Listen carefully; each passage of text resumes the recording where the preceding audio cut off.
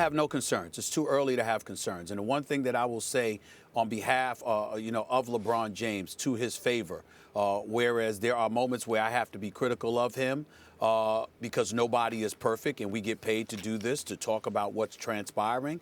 Let's be clear. I don't believe it's ever fair to question anything about LeBron James from the months of November to April.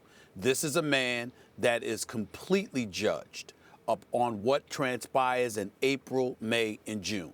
And the fact that this guy is being subjected and this team is being subjected to such inquiry right now, just 7 games into the season, is utterly ridiculous. They have lost 3 straight. There is no doubt about that. 2 of the losses came to the Brooklyn Nets and the New York Knicks. I guess that gives you cause to pause momentarily. But there have been times in the career of LeBron James with the LeBron James team where struggles have taken place early, and then all of a sudden they get their act together and come on strong. Right now, your issue is, to some degree, 3-point shooting. Let me stop the presses here because I don't want to make this national news. J.R. Smith is shooting 17% from 3-point range. I'm sorry. I apologize, Max, for pointing that out because I know that may be sacrilegious in this day and age. I mean, my God, far be it for me to point out that somebody is struggling on the court. Derrick Rose is shooting 20% from 3-point range. Dwayne Wade hasn't had the greatest numbers thus far since he has arrived as well. There's a transitioning period because what you have is a situation where, Kevin Love is doing his job, LeBron James is doing his job, but the pieces around them are not performing up to snuff. It's going to take some time. Tyronn Lue and his coaching staff, I have every confidence, will get things together and they'll be just fine when it counts most. But evidently they see some reason to be concerned right now because if I lost to the Knicks and the Nets, I guess I would pause for a second as well. But in the end, bottom line is clear. It's entirely too early. They'll make amends tonight when they beat the Indiana Pacers. They'll probably lose if the Wizards show up and do what they're capable of doing. And John Wall is that star that I know him to be, and I know Bradley Beal is as well. The Wizards should beat the Cavaliers Friday night, even though it's not going to be easy. But in the end, no matter what happens, it's a LeBron James team.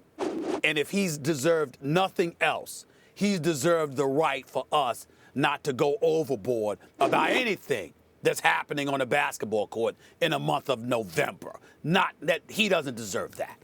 We're on the same page about that. Recall that since LeBron has been in Cleveland, they have had slow starts. His first year, what were they like 9-10, 8-7, whatever it was after 15 or 20 games. They had about a 500-ish record. This happens frequently with the Cavs because LeBron knows, as Stephen A., you just said, he is judged on what happens in the playoffs, specifically the finals, since he gets to the finals every single year. Out of the Eastern Conference, yes. Nevertheless, every single year this man takes his team to the finals. And so that's where he is judged. In the early part of the season, LeBron's getting a feel for his team, what it needs from him, how to bring them together, all those kind of things. And he's using it as sort of a preseason. And I think there's no difference here except, and I want to quickly say, by the way, the losses to the Knicks and the Nets play hard. And they actually have some NBA players on their roster right now. And the Knicks have a Porzingis now whose offense is matching his defense, so he's a beast. Losses to teams like that for the Cavs early in the season, it happens. Except, Stephen A., the trade for when they traded Kyrie, the package they got, Crowder's a great piece. They got some interesting pieces in the future and some good stuff right now. But the centerpiece of the deal, even though Dan Gilbert protests to the contrary, centerpiece of the deal is the great Isaiah Thomas. And Isaiah Thomas is supposed to provide another ball handler who can get dribble penetration with the starting unit. So when LeBron's on ball, he can be a scorer, he can be a shooter, all those things.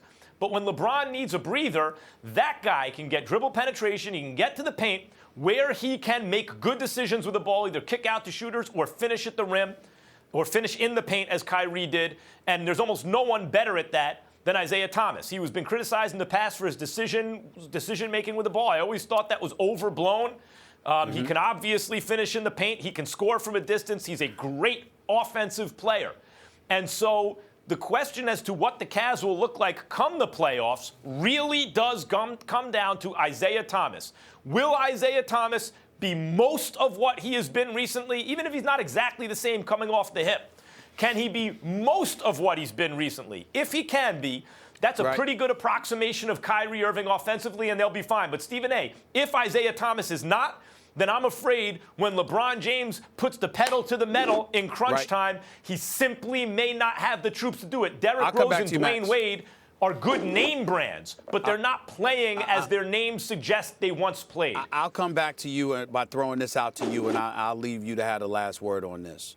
I think it's important to point out that one of the things that we can't ignore is the fact that the Cleveland Cavaliers right now have 10 different dudes averaging 18 plus minutes. Okay? That's not the way basketball works. We can talk about, oh, you know what, let's get guys involved, let's get guys in. Right. No. The real successful teams go about 8 deep. Certainly you want to go 9, 10, 11 deep in terms of knowing that you have individuals who can spell. Guys need rhythm. But when you have 10 guys averaging 18 plus minutes, what that speaks to is about having an abundance of individuals that are really clamoring for playing time, and a good but relatively young coach in Tyronn Lue that has to maneuver through all of those personalities. So your point about Isaiah Thomas coming back is big time as he is as a player who can average 29 a game as he has shown us, who, by the way, is looking for his money and will have every justifiable reason to expect that he's going to have an opportunity to prove that he deserves it, even though we both already believe he deserves at least $170 million. The reality, Max, is him coming back is also going to be problematic because it's an additional dude to have to find those minutes for. So you got Kobe Altman and those boys that are going to have to come up with a trade to sort of get rid of some of those bodies so you don't have this problem if you're Tyronn Lue, or Tyronn Lue is going to have to manage those personalities.